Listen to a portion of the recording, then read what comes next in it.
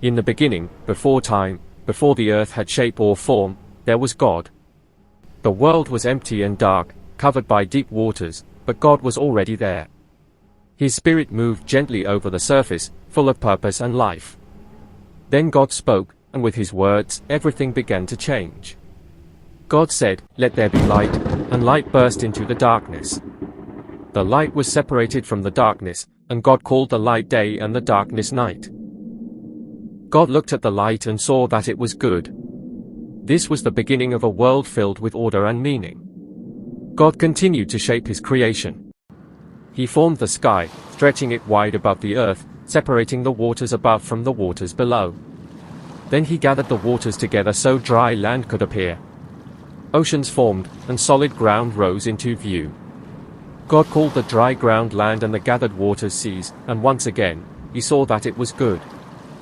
Next, God filled the land with life. Grass spread across the ground, plants grew, and trees rose up, each carrying seeds so life could continue. The earth was no longer empty. It was alive, growing, and full of beauty. God then placed lights in the sky, the sun to shine during the day and the moon and stars to glow at night. These lights marked days, seasons, and years, bringing rhythm and order to the world. God filled the seas with living creatures, from the smallest fish to the great creatures of the deep.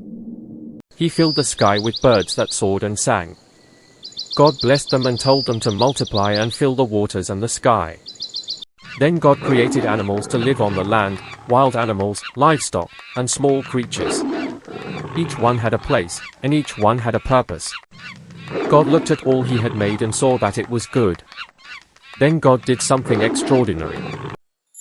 He created human beings in his own image, male and female, giving them the ability to reflect his nature. God blessed them and entrusted them with the care of the earth and everything in it. When God looked at all his creation, he saw that it was very good. On the seventh day, God rested, showing that rest is part of his perfect design. The story then takes us closer, focusing on how God created human life. God formed the man from the dust of the ground and breathed life into him. This act was personal and intimate. Life itself came from God's breath. God placed the man in a beautiful garden called Eden, filled with trees that were pleasing to the eye and good for food. Rivers flowed through the garden, and everything the man needed was provided.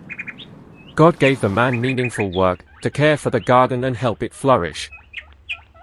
Work was not a burden but a gift. Yet God noticed something important.